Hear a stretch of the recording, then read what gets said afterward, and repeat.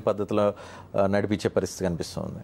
ఇప్పుడు last resort మాకు ఇదే మిగిలిందండి. కాబట్టి పరిపాలకులు మీరు ఈ ప్రాంతాన్ని వదిలి వెళ్ళండి అంటే మాకు ప్రత్యేక రాష్ట్రం రావడంలో మీరు సహకరించండి, పార్లమెంట్లో బిల్లు పెట్టించండి, ఇక మీ పరిపాలన అంటూ మాకు అవసరం లేదు ఇక్కడ.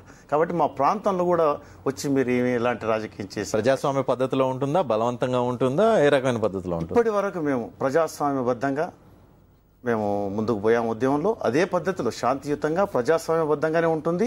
కానీ యావత్ తెలంగాణ ప్రజలను సహాయ నిరాకరణ అటువంటి లాగానే కానీ, సకల జనుల సమ్మెలే కానీ, మిలియన్ మార్చ్ లాగానే కానీ ఇప్పుడు ప్రజల్లోకి తెలంగాణ ప్రజా ఫ్రంట్ వెళ్తుంది.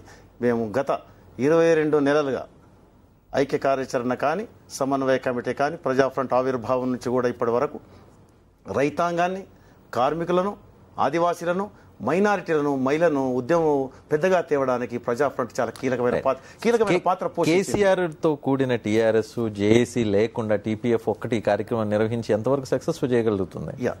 మీరు అలా అనుకుంటున్నారు. కానీ సకల జన సమ్మె సహాయ నిరాకరణ పిలిపించింది ఎవరు? మేము ఇవ్వాల. ఇచ్చిన దాంట్లో ప్రజా ఫ్రంట్ యొక్క పాత్రను మీరు గుర్తించాలి.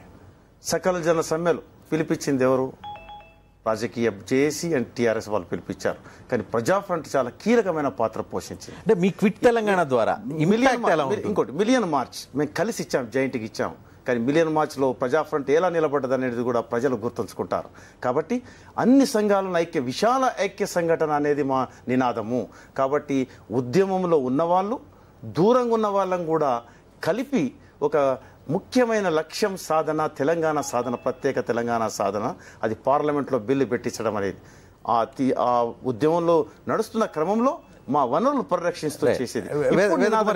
ఇంపాక్ట్ ఎలా ఉండే అవకాశం మీ క్విట్ తెలంగాణ ద్వారా? తెలంగాణ ఆల్రెడీ ఇప్పటికీ మా ఒక జిల్లా కార్యవర్గాలన్నీ కూడా ఇప్పటికే గ్రామాలకు వెళ్ళాయి. రేపటి నుంచి ప్రతి జిల్లా head quarter, division head quarters, mandal head quarters గ్రామాలలో తెలంగాణ ప్రజా ఫ్రంట్ అన్ని సంఘాలను కలుపుకొని, కుల సంఘాలు, వృత్తి సంఘాలు, రైతులని, కార్మికులని, మహిళల్ని, యువకులని, మైనారిటీస్ని, మిగతా జాకులందరినీ కూడా కలుపుకొని ఒక ఐక్య సంఘటన కింద క్విట్ తెలంగాణ నినాదాన్ని ప్రజల్లోకి తీసుకెళ్లి విశాలంగా ఒక ఐక్య సంఘటన చేసి 9వ తారీఖు నాడు జిల్లా హెడ్ క్వార్టర్స్ హైదరాబాద్ సిటీ రాజధానిలో పెద్ద ఎత్తున ధర్నా నిర్వహించబోతున్నాం. దానికి ఈ జిల్లాలలో రేపటి నుంచి పరకాల గారు, సీమాంధ్ర పాలకులకి అదేవిధంగా సమైక్యవాదులకు ఇటువంటి క్విట్ తెలంగాణ మూవ్మెంట్స్ ద్వారా, ఉద్యమాల ద్వారా, పిలుపుల ద్వారా, ధర్నాలు, మొత్తం తెలంగాణ ప్రాంతంలో జరిగే ఈ మూవ్మెంట్ ద్వారా ఎట్లాంటి ప్రభావం మీ మీద పడే అవకాశం కనిపిస్తుంది సీమాంధ్ర పాలకులకు కానీ, సమైక్యవాదులకు కానీ?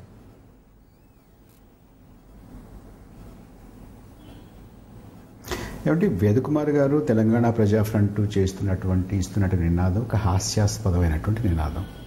ఇది ఒక చవకబారు నినాదం. ఇది ప్రజాస్వామ్య వ్యతిరేకమైనటువంటి నినాదం, రాజ్యాంగ విరుద్ధమైనటువంటి నినాదం, చట్ట విరుద్ధమైనటువంటి నినాదం. లేదు నేను ఇస్తాను అని అంటే సరే, ఆయన ఇచ్చుకుంటారు, ఇచ్చుకోమనండి, బట్ దిస్ ఈజ్ రాంగ్.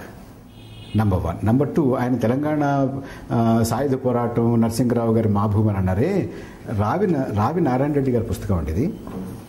ఆయన నిజాం నిరంకుశ పాలన నుంచి, భూస్వాముల అమానుష పీడన నుంచి విముక్తి కోసం, భూమి కోసం, భుక్తి కోసం, తెలుగు జాతి సమైక్యత కోసం గుండె నెత్తురులు తర్పణ చేసిన 4000 తెలంగాణ వీరులకు అని ఆయన పుస్తకాన్ని, వీర తెలంగాణ పుస్తకాన్ని అంకితం ఇచ్చారు. అంటే ఆవేళ జరిగినటువంటి పోరాటంలో తెలుగు జాతి ఐక్యత అనేటటువంటిది ఒక ప్రధానమైనటువంటి విషయం, బిందువు.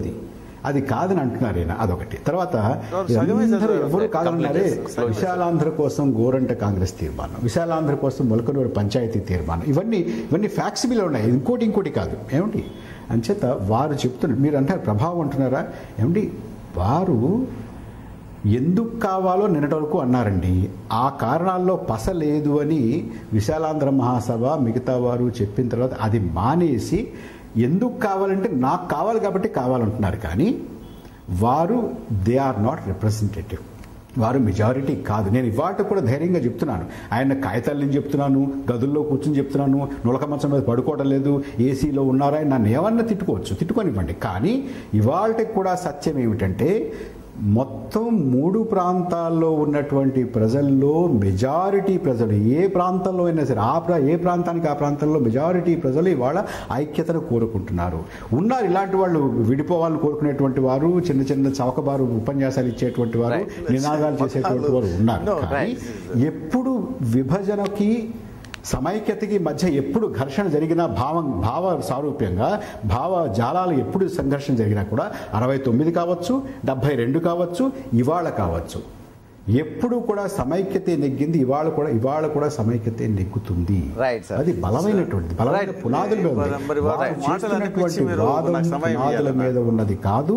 అది అబద్ధాల మీద ఉన్నది, వక్రీకరణల మీద ఉన్నది, అది అసత్యాల మీద ఉన్నది, అభూత కల్పనల మీద ఉన్నది. రైట్ అండి, thank you very much Parakala గారు. నలుగురు ప్రభాకర్ గారు అటువంటి వాళ్ళు ఒక 4-5 అలా 10 మంది ఇటువంటి మాట్లాడతారు తప్ప చవకబారని అటువంటి మాటలు ప్రభాకర్ గారు మన ఇద్దరు చాలా బాగా పరిచయం మేము ప్రభాకర్ గారు నేను కాబట్టి స్వేచ్ఛగా మాట్లాడుతున్నారు. చౌకబార్ అనే పదాలు వాడద్దు. ఒక తెలంగాణ మహోన్నతమైన ఉద్యమం అది. అది రేపు ఆయన భవిష్యత్తులో చూస్తాడు ప్రభాకర్ గారు, చూస్తారు. ఈ నిజాయితీ విషయాలను ఆయన చౌకబార్ అన్న తర్వాత ఆయన వారి విలువ ఏముంటుంది. 2 పాయింట్స్ స్పెసిఫిక్ అడుగుతాను, వాటి క్లారిఫికేషన్ ఇచ్చాలండి. ఒకటి ఈ నినాదం తీసుకోవటం అనేది కరెక్ట్ కాదని అంటున్నారు. రెండోది ఏదైతే ఉద్యమ నేపథ్యం ఏదైతే ఉందో, లేకపోతే ఇంతకుముందు జరిగిన ఉద్యమాలను వాటిని వక్రీకరించి చెప్తున్నారు. ఈ నేపథ్యముతోనే తెలంగాణ ఖచ్చితంగా సాధిస్తామని మా ఒక ఆకాంక్ష, నమ్మకం అండి. ఖచ్చితంగా ఈ నినాదాన్ని ముందుకు తీసుకెళ్తాం. దీన్ని ప్రభాకర్ గారు అన్న చౌకబార్ దాన్ని నిరూపించి చూపిస్తాం. ఈ నినాదం రుజువవుతుందా లేదా, ప్రత్యేక తెలంగాణ ఖచ్చితంగా సాధిస్తాం. ఆయన 4-5 మేము అనుకుంటున్నాడు. యావత్ ప్రజలు ఇవాళ వేదకుమార్ ఉంటాడు, వెళ్తాడు, ఇంకే ఉద్యమ నాయకుడు, కానీ ప్రజలు మాత్రం తెలంగాణ సాధించేంత వరకు ఈ ఉద్యమాన్ని ఆపరు. కాబట్టి 4 చేతుల ఉద్యమం లేదు, ఎప్పటికైనా సమైక్యతే గెలుస్తుందని. అయినా మేము సోంపేట గాని, కాకరపల్లిలో కానీ, మన లక్ష్మీపేట కానీ ప్రతి ఉద్యమంలో ఉన్నాము. కడపలో యురేనియంను సీమాంధ్ర ప్రజల పక్షాన నిలబడతాము. కానీ పెట్టుబడిదారులు, అక్కడ దోచుకునే దారులు వారే వీరు, వీరే వారు, వాళ్ళకి మేము కొమ్ము ఖాయము. కానీ ఎటువంటి ఉద్యమ నాయకుడు ఈసారి ఉద్యమాన్ని మాత్రం అమ్ముకోలేరు. ఓన్లీ ప్రజలు వాళ్ళ చేతికి తీసుకుంటారు. ప్రజలు ఖచ్చితంగా ప్రత్యేక తెలంగాణ సాధిస్తారు. అది ప్రభాకర్ గారు త్వరలోనే చూస్తారు. కానీ మేము ఆంధ్ర ప్రజలకి, సీమా ప్రజలకి వ్యతిరేకం కాదు. ఇక్కడ గుజరాత్ నుంచి ఉన్నారు, మహారాష్ట్ర నుంచి ఉన్నారు, పంజాబ్ నుంచి ఉన్నారు, కశ్మీర్ నుంచి ఉన్నారు, ఆఫ్ఘనిస్తాన్ నుంచి ఉన్నారు, పార్సీలు ఉన్నారు, ఇరానియన్స్ ఉన్నారు. కాబట్టి మేము బెంగళూరులో బతుకుతాము, మహారాష్ట్రియన్స్ హైదరాబాద్లో బతుకుతారు. ఆంధ్ర ప్రజలు మన అన్నదమ్ములు మొన్నటి వరకు కలిసి ఉన్న వాళ్ళు హైదరాబాద్ లో ఉంటారు, తెలంగాణలో ఉంటారు. కానీ ఈ యొక్క పరిపాలన విషయంలో మా పరిపాలన మేము చేసుకుంటాము, మా ఆత్మగౌరవం మేము కాపాడుకుంటాము, మా ప్రాంతాన్ని మేము ప్రత్యేక తెలంగాణ రాష్ట్రం సాధిస్తాము. కాబట్టి మా వనరులు మేము మా యొక్క రేపు పరిపాలన మాకుంటుంది. ఇప్పటికీ మా ఉద్యోగాలు పోయాయి. రేపు వచ్చే జనరేషన్ కి వాళ్ళ ఒక సొంత రాష్ట్రాన్ని మేము ఇవ్వాలని కోరుకుంటున్నాం. రైట్ అండి, వేదకుమార్ గారు, పరకాల గారు, థ్యాంక్ యూ వెరీ మచ్. రేపటి నుంచి క్విట్ తెలంగాణ ఉద్యమం అయితే ప్రారంభమవుతుంది TPF ఆధ్వర్యంలో. అది ఏ స్థాయిలో వెళ్తుంది, దాని ఇంపాక్ట్ ఎలా ఉంటుంది అనేది చూడాల్సి ఉంది. కొద్దిసేపట్లో ప్రాంతీయ వార్తలు.